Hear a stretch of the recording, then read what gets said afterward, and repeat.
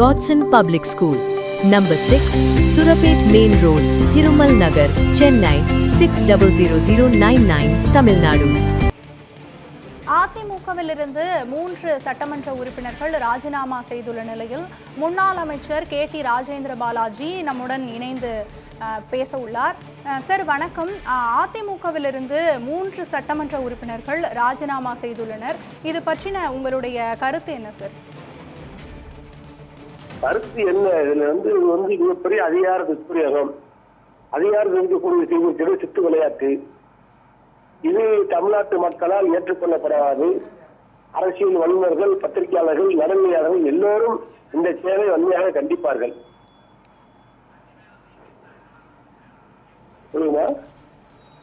Okay sir, இப்போ 5 பேர் SP Velumani தரப்புல இருந்து EPS தரப்புக்கு மாறி இருக்காங்க. அதை பற்றி நீங்க என்ன சார் நினைக்கிறீங்க?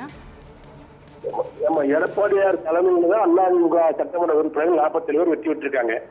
அதுல பேர் ஒரு சின்ன வருத்தத்துல வெளியே போயிருக்கலாம். அவர்கள் வாராங்கன்னு அவங்க தாயை நோக்கி வருகின்ற பிள்ளைகள் போல்தான் எடப்பாடி எடுத்துக் கொள்வார்கள் ஒழிய அவர்கள் வேற ஆள் கிடையாது. ஆகவே இது எல்லா இயக்கங்களிலும் நடக்கக்கூடிய ஒரு கருத்து சுதந்திரம் உள்ள ஒரு இயக்கத்தில் நடக்கக்கூடிய ஒரு நிகழ்வுதான். எடப்பாடியார் எல்லோரும் விட்டு கருத்து சுதந்திரம் கொடுக்கக்கூடியவர். அந்த அடிப்படையில் தான் ஒரு மன வருத்தத்தில் சென்றார்கள், இப்போது வந்தார்கள், கேட்டுக்கொண்டார், முடிந்து விட்டது. ஆனால் இப்போது 3 சட்டமன்ற உறுப்பினர் நிச்சயம் இணைந்திருக்கிறது. மற்ற இடத்தில் இணைவில் என்பது நிச்சயமாக இதில் ஏதோ ஒரு உள்கருத்து இருக்கிறது. இதை தமிழ்நாட்டு மக்கள் பார்த்துக் கொண்டிருக்கிறார்கள். அதனுடைய நிகழ்வுகளுடைய வெளிச்சம் போட்டு இன்றைக்கு வரும் நேரத்தில் அங்கே நடந்த தப்பு எல்லாம் வெளிச்சத்துக்கு வரும். மக்கள் அதை ஏற்றுக்கொள்ள மாட்டார்கள். அதற்கான முடிவை மக்கள் கொடுப்பார்கள். சார், இந்த 3 பேரின் ராஜினாமா அதிமுக தொண்டர்கள் மத்தியில எந்த அளவுக்கான தாக்கத்தை ஏற்படுத்தியிருக்கு? அவங்க என்ன மாதிரியான தங்களுடைய நிலைப்பாட்டை சொல்றாங்க? நீங்க அதை எப்படி சார் பாக்குறீங்க? இது தவறான நடைமுறை. அவர்களுக்காக இந்த 3 சட்டமன்ற உறுப்பினர்களாக இருந்தவர்களுக்காக அங்கே அதிமுக நிர்வாகிகள், தொண்டர்கள் எத்தனைக்காக எவ்வளவு பேர் வேலை பார்த்திருக்காங்க. உங்களுக்காக கழகத்துடைய பொதுச்செயலாளர் எடப்பாடியார் வேலை பார்த்திருக்காரு. எத்தனை முன்னணி தலைவர்கள் வேலை பார்த்திருப்பாங்க, கூட்டணி கட்சி தலைவர்கள் வேலை பார்த்திருப்பாங்க. அத்தனையும் துஷ்பிரயோகம் பண்ணி விவாசனப்படுத்தி தன்னுடைய சொந்த நலனுக்காக, தன்னுடைய பொருளாதார நலனுக்காக மாற்று கருத்துள்ள ஒரு இயக்கத்தோடு போய் இணைகிறார்கள் என்று சொன்னால், அதுவும் 15 நாள் இணைகிறார்கள் சொன்னால் அங்கே என்ன பேரம் நடந்திருக்கிறது? இதை பற்றி தான் மக்கள் பேசுறார்கள். ஆகவே இது மிகப்பெரிய வருத்தம் அளிக்கின்ற செயலாக எங்களுக்கு இருந்தாலும் இது கண்டிக்கத்தக்க செயல். இதை ஊக்கப்படுத்துவது என்பது தமிழக அரசியல் வரலாற்றில் மிகப்பெரிய கருப்பு நாளாகத்தான் இதை கொண்டாட பார்க்கப்படும். சார், SP வேலுமணி தரப்புல இன்னும் 17 சட்டமன்ற உறுப்பினர்கள் இருக்காங்க.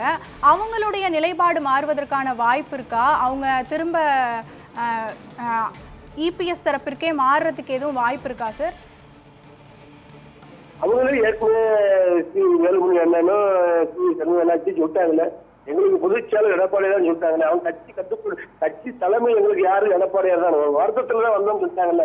முடிச்சு வச்சு அதுலயே முடிஞ்சு வச்சுல ஒரு நாளைக்கு முன்னாடி உள்ள ஒரு பேட்டியில பாத்தீங்கன்னா அழகா சொல்லிருக்காங்களே. அதனால இது நான் ஏற்கனவே சொன்னதுதான், தாயிடமிருந்து போச்சுட்டு போற பிள்ளைகள் மீண்டும் பசி வந்தவுடன் தாயிடத்தில் வருவதை போல வந்து விடுவார். இப்போது 5 பேர் வந்திருக்காங்க. ஆகவே எல்லோரும் வந்து விடுவார்கள். எல்லோரும் அரவணைத்து செல்கின்ற தலைவனாக எடப்பாடியார் திகழ்வார்.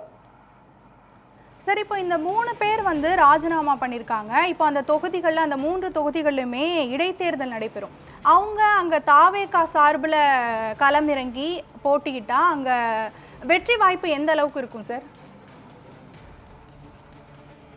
அவங்களுக்கு வெற்றி வாய்ப்பு இருக்கிறதுக்கான அவர்களுக்கு மிகப்பெரிய ஏமாற்றத்துக்கு தான் மக்கள் கொடுப்பார்கள். அதுக்கு எந்த சந்தேகமும் முடியாது. தமிழ்நாட்டு மக்கள், நடுநிலையாளர்கள் இது போன்ற செயல்களை உறுதியாக ஏற்றுக்கொள்ள மாட்டார்கள். இதற்கு ஆதரவாக வாக்களிக்க மாட்டார்கள்.